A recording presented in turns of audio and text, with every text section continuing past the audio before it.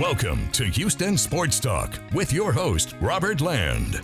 Thanks for checking into the best Houston sports podcast. Robert, along with Sports Radio 610 Shaun Bijani, and dropping in with us is former HST host and veteran sports journalist Stephen Kerr. Welcome to our Astros Trade Deadline special. Justin Verlander back in Houston. The price to get him, arguably your number one and number two current prospects, Drew Gilbert and Ryan Clifford. But Stephen, if Verlander meets a 2025 incentive option, the Astros will get 2 1/3 years of JV for only $40.5 million, roughly $14 million, I guess you could say, a year. What do you think? Robert, that was the key for me, because obviously this didn't have to happen if the Astros had signed Verlander, during the free agency period. But obviously the crux was that he wanted too much money and Crane wasn't willing to pay it.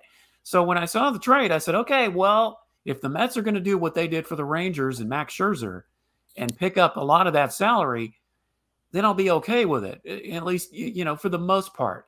I don't like the fact that they had to part with both Drew Gilbert and Ryan Clifford, basically our two top prospects. But you know what? You got to give up something to get something. And while Justin Verlander is definitely, in the 39, 40-year-old range, he is Justin Verlander.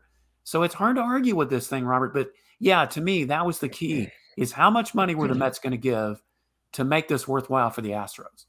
I think the Astros clearly put, all their eggs, or at least too many of their eggs, in the basket of Lance McCullers this past offseason, banked on him coming back and pitching at full strength, contributing, and they felt comfortable. I even said it, when the Astros didn't bring back Verlander, it was like, didn't even feel like you're ripping off of a Band-Aid. I mean, you just won a World Series. Maybe we're still going off of that high, but this rotation, the way that this team's playing, performing, this window that they're in, you could sustain that. Not a lot of teams, could say that. And the Astros, they're in a race now with the Rangers and a lot of other teams that have caught fire. The Orioles surprising people, the Rays stacking up, making their team better.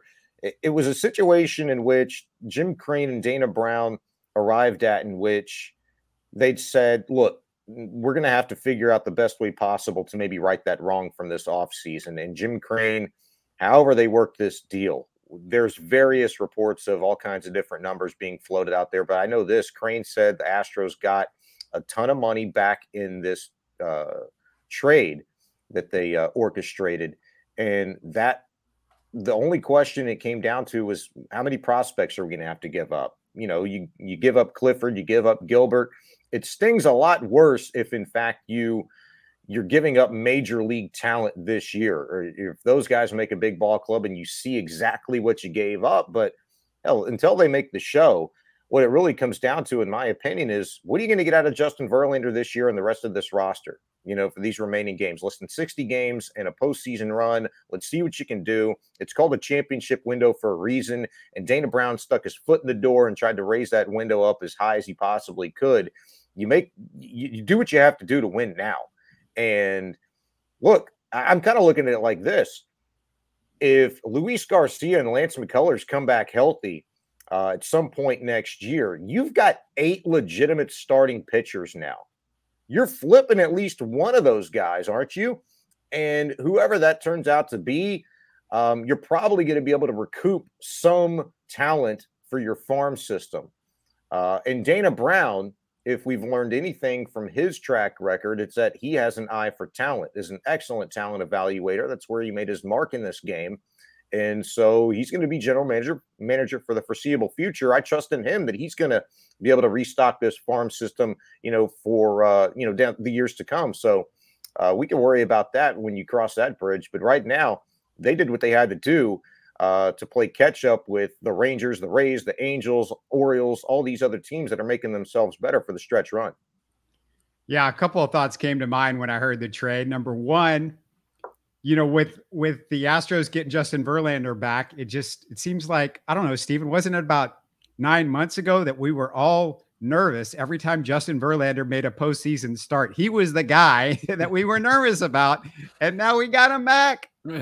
Yeah, there is that, Robert. But, he did get his first World Series win, and no, he didn't look particularly sharp doing it. But, at the end of the day, I mean, who knows what it would have cost to get, somebody like Jordan Montgomery, what it would have cost for the Astros, a Jordan Montgomery, a Max Scherzer. I didn't even want Max Scherzer. He's got some health concerns and he's definitely overpaid. So really, Dylan Cease, same thing. You would have probably had to give up even more to get a Dylan Cease. So at the end of the day, who was going to be left? And who better than Justin Verlander to come back to a team that he was familiar with? And, and of course, a lot of these guys have no trade clauses. So that enters into it too. But you know what? You have to take your chances with this. I mean, they got him in 2017 and he didn't pick up a World Series win, but we still got a World Series. The only thing, Robert, is why didn't they wait until 459-59 to do this like they did in 2017? Add a little drama, guys. Come on. That might have actually guaranteed us another World Series in 2023. But if they had done it exactly the same way. But Stephen, this was much cheaper. You didn't have to destroy the entire city to bring Justin. We didn't need a Hurricane Harvey this time. We got him without a Hurricane Harvey. Thank God for that. What a deal there. And I also want to throw out there that, the good thing about getting Justin Verlander for next year as well, and maybe for a third season, is where I think his value isn't even the playoffs, because like I said, he makes me nervous. He makes Coffee nervous now in the playoffs more than he ever has. And I know some people out there might disagree, but that's the way I feel. But also it matters because, and the reason I like having him around is he eats innings. As long as he's healthy, he eats innings. He takes innings off of your bullpen. So next year, if you have Justin Verlander and he didn't have the injury like he did at the beginning of this year, where he lost a few starts for you off the top, that's going to help with Justin Verlander too. And this shot I also thought was real interesting from Dana Brown in his press conference after the trade. He said, giving up Drew Gilbert and Ryan Clifford, quote, he said, giving up those two guys was not as bad as I guess as some people might think, because we thought this was two corner guys in the end, not two middle of the field players. We were a little bit more comfortable. So Dana Shaun basically is saying he didn't think either Gilbert or Clifford was a center fielder at the big league level, and he puts a lot more value in that particular position, or a second base, shortstop, catcher, that kind of thing. Maybe it also, you can read a little bit in between the lines and what that maybe says about the future of one Kyle Tucker for this ball club, in their hopes of still retaining him.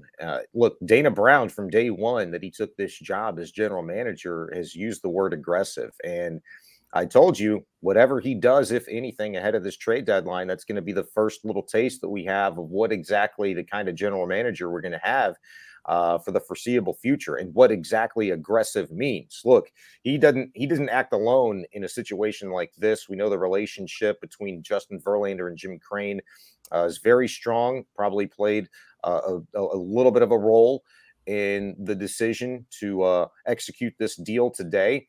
But this is pretty aggressive when you give up your, arguably your top two prospects in your farm system, in which you were already near the bottom of the league entering the 23 season, to go get a future Hall of Famer, a guy that could put you over the top this season once again in hopes of capturing another World Series title.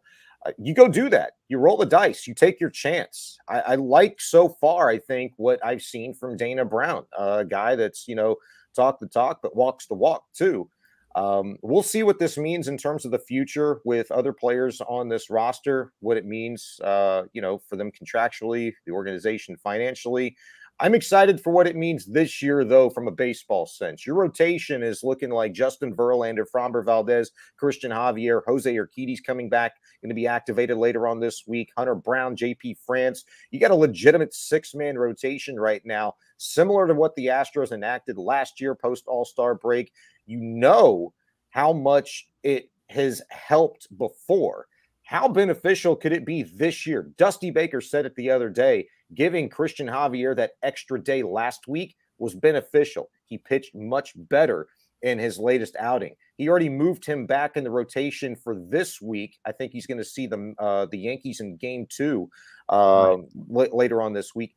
Now, what does Justin Verlander do to the entire rotation? it takes a little bit of pressure off Framber Valdez as being the ace of this staff, the guy that's going to have to carry the load. Justin's used to being that guy. He can do that. So Framber fits into a very familiar role. Christian Javier can maybe take a little pressure off of himself. JP France, who has just been lighting the world on fire, is in legitimate contention for AL Player of the Month and maybe Rookie of the Year conversation, to be quite honest with you, by season's end. And Sean, the other big thing about that is that you bring in and have 6 guys now is that you talk about JP France, Hunter Brown. Yeah. Those 2 guys, you can potentially give them a 2-week break or a 2-start break if you wanted to go down to a 5-man rotation because they haven't racked up the innings. This gives you the option of that if you wanted to do it. Yes, the 6-man rotation benefits everybody in a way, but these 2 guys, if they're going to have to pitch into October, that's going to matter for them. Not just that, the 6-man rotation, these 6 guys, what happens? You get into the playoffs, 2 guys can go to the bullpen and help you over there. And that could definitely be Hunter Brown and JP France because they're not going to have the innings buildup that the other veterans have already done. Well, that's right. And something else I may add too is, right now the Astros don't have a long reliever. When you option Seth Martinez, just recently, you've got a lot of short relievers, but you don't have that long-term guy. So especially when you get to the postseason, that's going to matter even more than it does right now. Well, you've got Belak in the fold too, and they just sent him back down to Sugarland, but he's there if you need him. And I like your point about Hunter Brown maybe being a guy that they could use later. There are going to be times maybe, through these next 50 some odd games that are left in the regular season where, Dusty can get creative. Maybe they go to a 5-man rotation for a little bit to give Brown a rest if he's getting up there in innings. I think he just crossed the 100-inning threshold this season with a projected, 8 to 10 starts left for him in this regular season. That's going to take him upwards of 140, 145 innings if he pitches, mediocre. And we're talking about an average of 5 innings per start. So there's a lot of options that you can weigh here. But what I think it means, not just to the rotation, but just to the entire staff, this now gives you an opportunity at least every 5th day to theoretically rest your bullpen that has been taxed, with having to use Phil Maton, having to use Brian Abreu, having to use Hector Neris so darn much. Justin Verlander, I think just within the last month plus, has pitched into the 8th inning twice. He's pitched into the 8th inning 4 times this season. How many Astros starters this season can say the same thing? He's looking like Justin Verlander over the course of the last 7 starts, like the Justin Verlander that won the Cy Young here with the Houston Astros before. 11 starts. He has a 2.38 ERA and his last 11 with a 210 batting average against, Sean. Yeah, I mean, you could go on and on. I mean, you want to talk about the whole season, he's really had just 4 poor outings. But it's been most recently where, he's looked like himself, where he's really getting that swing and miss stuff and guys aren't hitting him and the walks are down. And he's just looking like that dominant Justin Verlander that we got so used to seeing years as a member of the Houston Astros. We'll see what he has left. Look, I know you made the point early on about hey, the postseason, he hasn't been great in the World Series. Making this move was about making sure you're doing everything in your power to get there. Yeah. You're clinging to that 3rd and final wild card spot. And I'm telling you right now, the path to success for this ball club doesn't come via the wild card.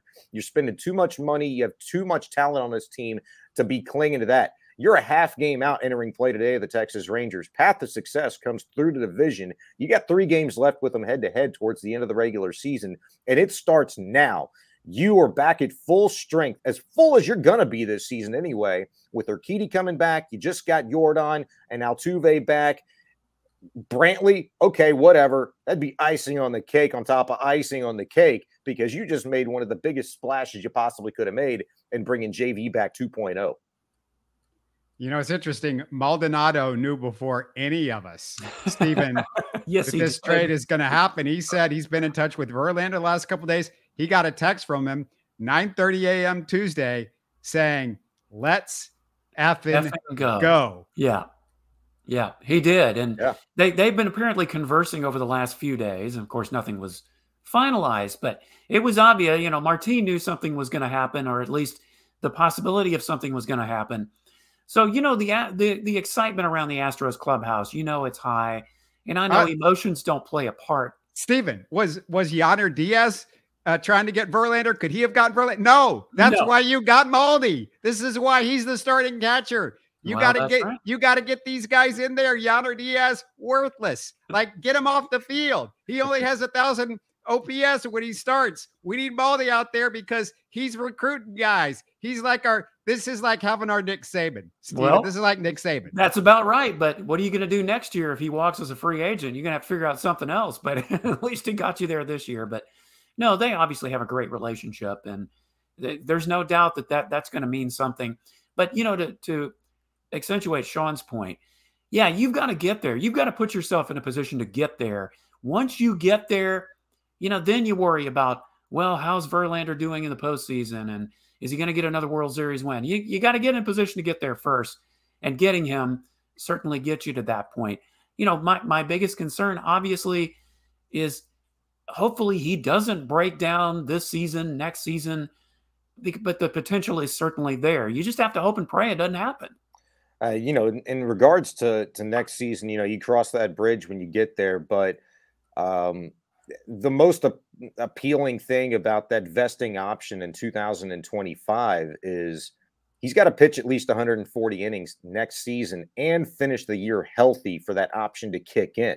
So there's plenty incentive for Justin Verlander to continue to take care of his body as he gets up in age. So you worry about that stuff if you get there. But whether or not, the sweetener of this whole deal is Jim Crane isn't on the hook for $93 million of this contract. The Mets are paying, more than about 60% of it, according to some reports. And whatever the number actually turns out to be, it was enough to make Jim Crane comfortable to say, yes, press the big red button, get this deal done. At the end of the day, it's not your money. It's not my money.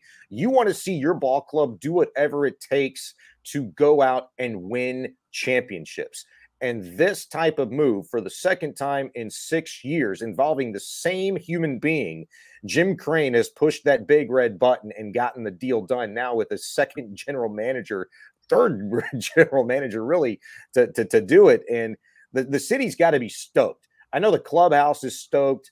Look, Bregman said earlier today, he's not like this big rah-rah guy, and there's not a lot of inflection in his voice, but listen to his words. He said, my body feels brand new. We're rejuvenated. Maldi'd been talking to the guy and been getting excited and sending gifts back and forth and the LFG and, the whole thing. Like, you love it. Fans are going to be jacked tonight at the ballpark. Can you imagine, JV's not even going to leave New York. He's going to wait to meet the Stros on Thursday in New York and then pitch against the Yankees and dominate their ass. And hopefully we get a chance to see JV v. Cole. That would be phenomenal. And he can put it on his old teammate again. But the excitement is building and building and building. And it just feels like this Astros ball club, what you think you know about them, what you think you've seen of this 2023 version, the best is yet to come, it feels like. The other thing about the contract deal and why, you think about it in terms of, say, Steven, look at the NBA.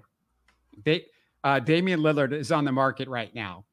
Right. What if some team wanted Dame Lillard and they're like, yeah, I don't know if we can fit him in under our cap for the next 3 years because we're trying to win championships and we need more room. And Portland said, you know what? We're going to knock about half of that money, half of that $50-60 million that you got to pay Damian Lillard. The other team would go, we'll give you every single, we're talking about giving up two guys, two outfielders. Outfielders, one of the easiest positions to find. The Astros are deep in outfield prospects when you look at their minor league system. We've talked about Luis Baez. There's Jacob Melton. There's Joey Loperfido that's really come on recently as a prospect. So you've got guys. There's more than that. There's some really good prospects, and now you get Dame Lillard, and you're basically paying him what you would be paying Dylan Brooks or something like that. That's what you're doing with Justin Verlander. This is about team building, and this gives you an opportunity to extend a window with a guy that's one of the best pitchers, in history of baseball. So that's a big deal too, as far as just, how you look at this thing. It's about the Astros have this window that we know at a year and a half, Stephen, Altuve and Bregman, they could be gone. And this is your window right now. You don't know when this thing's going to end, and guys start leaving and Tucker as well in about 2.5 years. Well, that's why I said off the top, Robert, the key is the money. And listen, when you're Steve Cohen, you can afford to do that and make it more attractive. Yeah, we spend a lot of time talking about the prospects you give up. And as I've always said, prospects are just that. They're prospects. They're not proven. You got to prove that you can make the major leagues. Drew Gilbert and Ryan Clifford, they may very well be stars for the Mets one of these days. But hey, if the Astros win even one more World Series, like if they do it this year or next year, it'll be worth it. But the money is also a big deal, and that's a great point that you just made. I mean, the Mets did the same thing with the Rangers.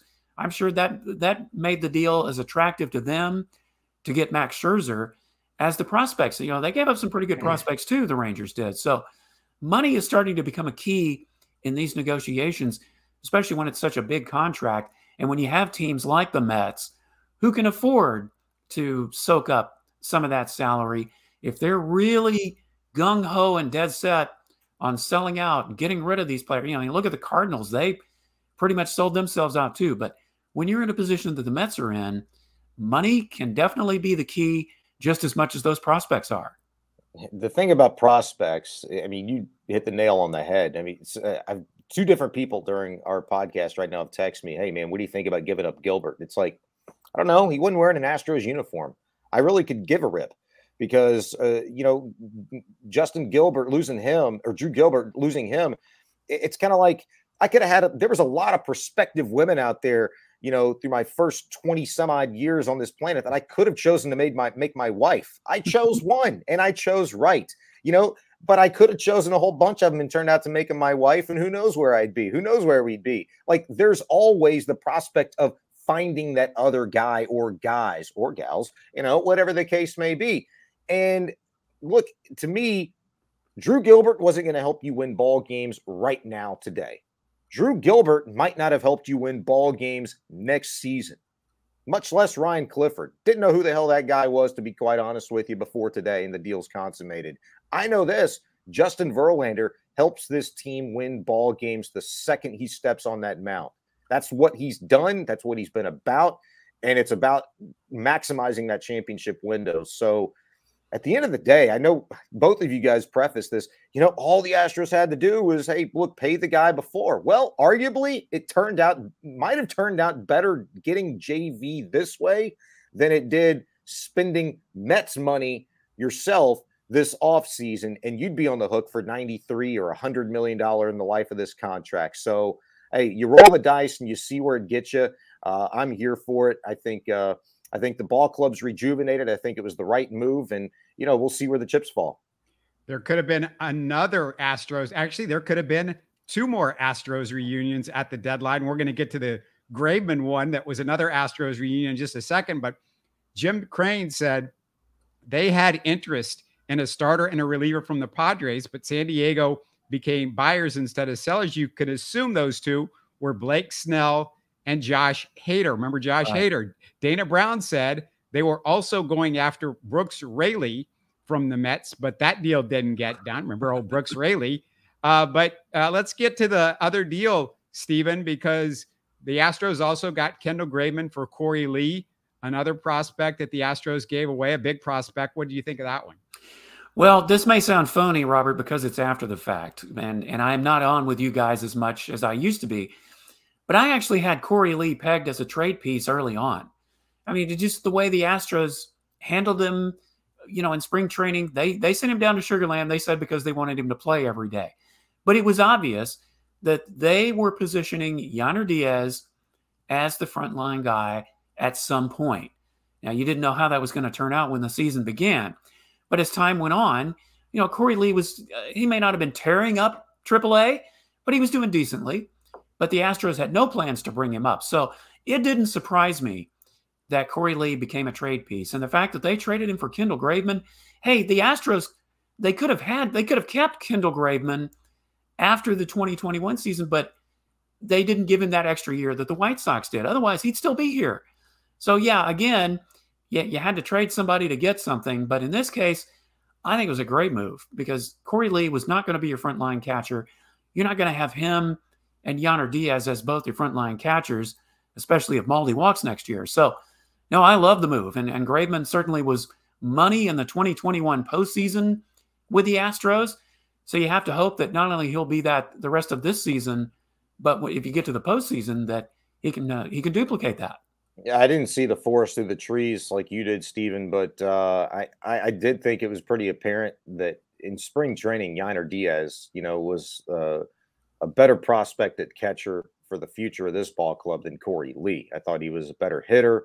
And I thought, that working every day with Martin Maldonado could make him a better defensive catcher. And we've seen, that pay off, here in the short term at the very least. You could see the future on what he could become as a defensive catcher back there and somebody that, handles this staff going forward. And how much better, too, does a veteran pitcher like Justin Verlander coming in, with all of the knowledge that he has, how much can he benefit a young catcher like Yainer Diaz? But I thought, Korey Lee needing to get necessary reps in the minor league system, it was apparent that, here more recently, he could become a piece of a trade before they made that deal for Graveman with him. Because of what Yainer Diaz has already showed to this point at the major league level. If Yainer hadn't flourished to the point that he has, I think you do keep options open and say, you know what, maybe Korey does have a future here. Maybe we need to give him another look, and you figure out a way and a time to do that. But the Astros, played it right and guessed right, thought right, evaluated correctly that Yainer is that guy at catcher for the backup now for Martin and, their catcher of the future right now. It's a good problem to have and a benefit that a lot of ball clubs don't have at that position. It's hard to find dudes like that, but let's see if Graveman can come back and be that guy that he was a few years ago for the Astros.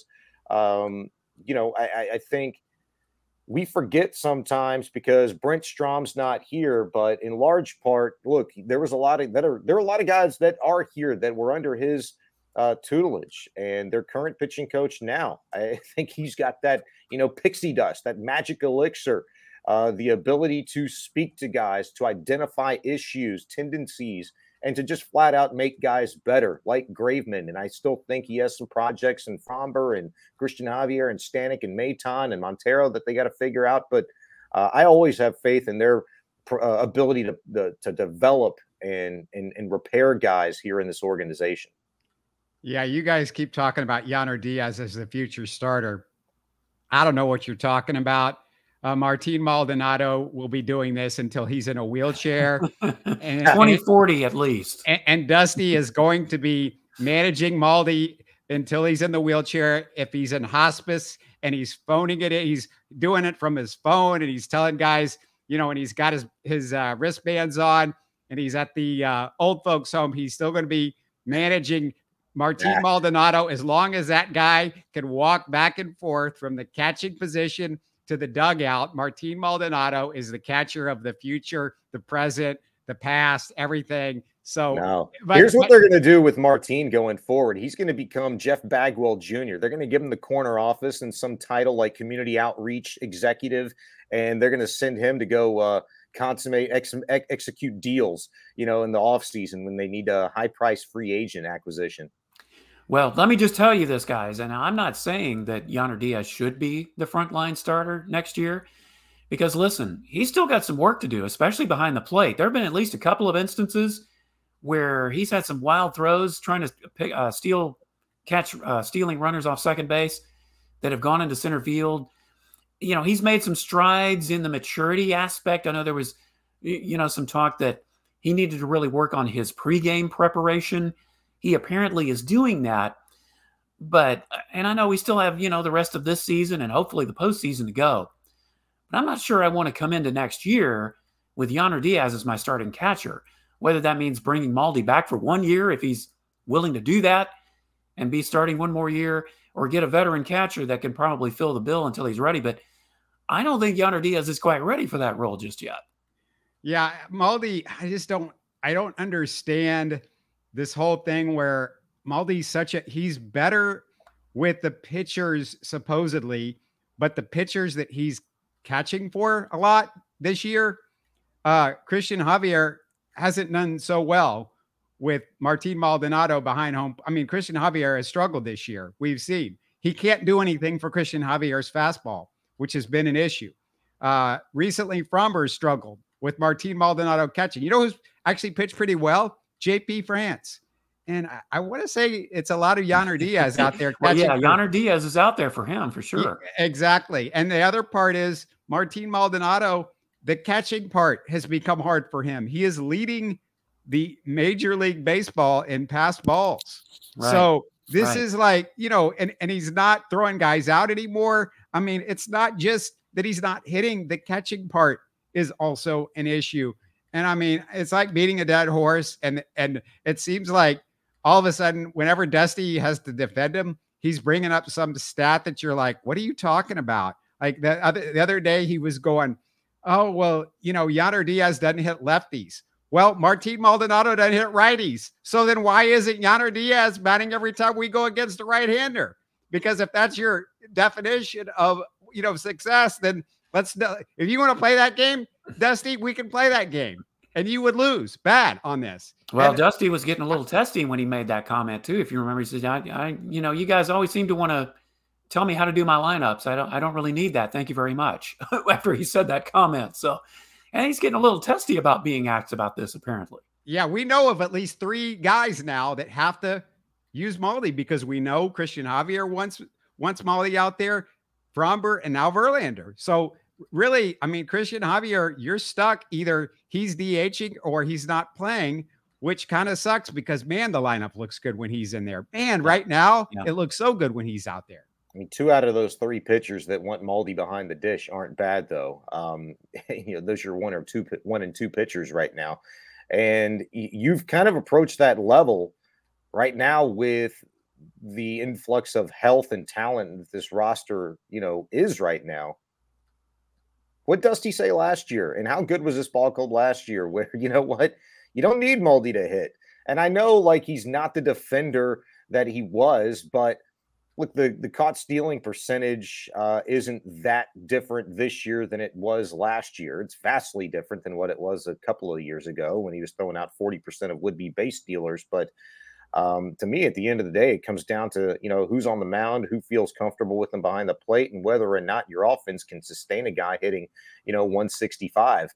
And with Altuve and Jordan back and Tucker doing his thing, Bregman being more like Bregman of late, you can kind of withstand this. You know, we'll see. This Astros ball club right now, especially from a rotational standpoint, you know, can afford a little bit to be more patient with Christian Javier and Hunter Brown and their struggles when you have a guy like Justin Verlander in the mix again and Jose Urquidy coming back. But this is not a ball club that can just sit back and rest on their laurels. You're in a race, not just with the Rangers, but with a lot of other ball clubs right now. You know, the M's were 4.5 games back before yesterday's game. The Angels are there. The Yankees, the Red Sox, they're all in the mix. And it's a competitive American League right now. And the Astros, they're about as full strength that top arsenal as they're going to be for the remaining 50-some-odd games this season. We'll see if it's good enough. I have one last thought, and I'll let you guys hit us with your last thoughts if you got one. But there seems to be an issue in the Astros organization I've started to notice over the last few years. If there is a big trade to be made, Jim Crane gets all the credit. Jim Crane got credit for the Greinke trade. Jim Crane got credit for the Justin Verlander trade. You start to hear, oh, well, Dana Brown, he loved Drew, and he didn't want to trade that guy. He wanted to draft him with the Braves. So I'm starting to hear that sort of stuff. But Dana Brown said as soon as he heard the Mets make the Scherzer deal and that they were taking up all that salary, he ran to his guys and he had pencil and was writing all this down like, okay, if they're going to do something like that, then we can do something like that. And, you know, Jim Crane apparently didn't want to give James Click much credit for anything. It was Dusty that got the credit. So even when it's not Jim Crane, it's the manager that gets the credit it seems like, with the Astros on some of these deals the last few years. Jeff Luhnow was the only guy that, he seemed to trust, but at the same time, somehow it leaks out there that Jim Crane made those 2 big trades for Greinke and Justin Verlander. At some point, give these guys, these general managers, they know what they're doing. They deserve some credit. And that concerns me going forward, because at some point, GMs might not want to work for good GMs might not want to work for Jim Crane anymore if they can't get the credit for anything. We'll see what happens, but just something I'm paying attention to as I'm watching all this stuff unfold. Well, I think some of that is coming from the outside. And look, it's certainly well documented that Jim Crane and James Click did not particularly get along. So I guess it's no big surprise that he might claim credit for that there. Now, I remember reading a lot of things about how the deal went down in 2017 with Justin Verlander and how involved Jeff Luhnow was in that deal. So I think some of that is coming from the outside. But look, at the end of the day, it doesn't really matter who gets the credit. The fact is, Jim Crane made a mistake when he was the general manager during the offseason. Let's be honest, he was. So is Jeff Bagwell, by not signing Verlander, or at least a top rotation pitcher. At least you can say that he's willing to do an about face and say, okay, Dana, go get the guy. He obviously gives approval on all these at the end. And really, that's all that matters to me. The Astros are trying to make some moves. Really, it doesn't matter in the long run who gets the credit. I agree with you. And I do think, a portion of it is outside noise.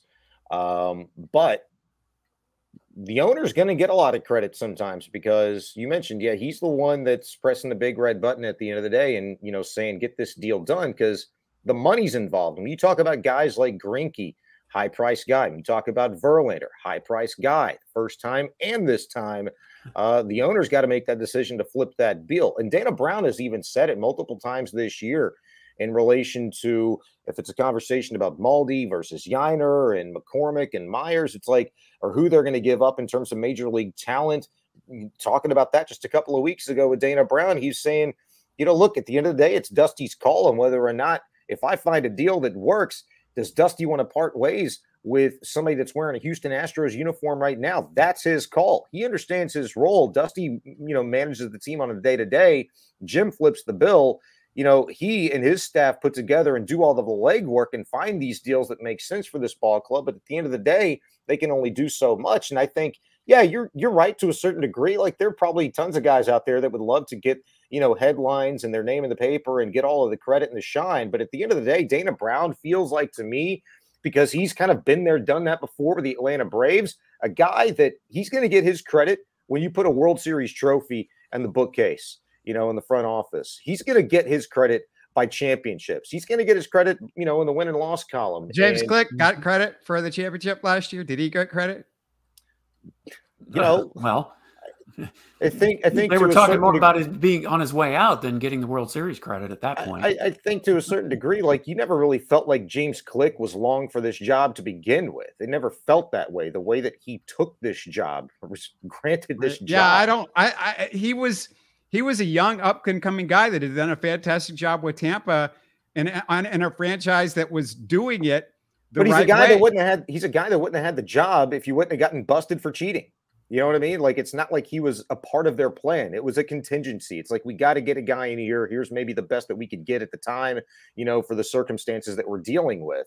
And look, maybe at the end of the day, he was wronged. But at the end of the day, you're working for the big boss man, Jim Crane. And Jim Crane should be given a lot of credit for, getting the deal done in 2017 for Justin Verlander. Maybe he should be given a little bit of credit for getting the deal done with Zach Greinke. Maybe he didn't, do all of the research and the legwork and to see what kind of sense it actually made from his standpoint of what he'd mean to the staff. I guess I'm not saying, I get it. Maybe he should have gotten some credit for those deals. Absolutely. But my point is, like, it just seems like all of a sudden we always hear later, whenever there's a big deal, that it's, he gets the majority of the credit. And then the other guy was like, all of a sudden, Jeff Luhnow was like, I'm not sure if we're going to make that. This is back in 2017. I'm not sure if we're going to make the Verlander trade. Or I'm not, I don't know if I want to give up this much for Zach Greinke. I'm just saying, like, Jim Crane, maybe back the ego up, come out, talk about how, occasionally maybe he needs to come out and say, hey, my GM's doing a great job. Well, I want to hear some more of that from Jim Crane. Maybe you will. And I'll point to something today. Like after the deal was done to get Justin Verlander today, I think it was USA Today that caught up with Crane. And Crane said, hey, look, this came down to how many prospects are we going to have to part with? He acknowledged that this deal got done, from his perspective, because of the money that was coming back in return for the prospects, along with Justin Verlander. Of course. That it came down to what kind of prospects are we going to have to give up? That's a determination. That's a decision that he's going to entrust his general manager, who has to know this farm system very well. And how well does, Dana Brown know this farm system relative to what James Click knew about it, relative to what, Jeff Luna knew about it? Probably not as well. But I trust the guy that has been doing this in terms of talent evaluation and trusting the scouts that, by the way, the same darn scouts that were here before Dana Brown existed as general manager. And so I think in that sense, he's given, Dana Brown the reins, and I think we'll give him the credit, for getting deals like this done, for making those decisions, at least to where he can bring him to Crane and he can give the final say so. But it's not like I think Jim Crane's, stealing all of the limelight and things like that. But when you have a guy like Dana Brown who's coming in with a lot of pressure on him in his first year to get this done and make sure this window stays open, you get a deal done like this, and you feel comfortable, you sell that to your owner that, hey, we can afford to give up our top 2 prospects in the farm system and be okay because of the ball club that we have and what lies in the future. Boss man says yes, then yeah, you should get a little bit of credit. Yeah, and especially. Let's not forget with this deal for Kendall Graveman, we got to give credit to James Click in multiple ways for the deal for Kendall. Kendall Graveman loved his time with the Astros. Yes. He wanted to come back. He openly talked about wanting to come back. And guess what?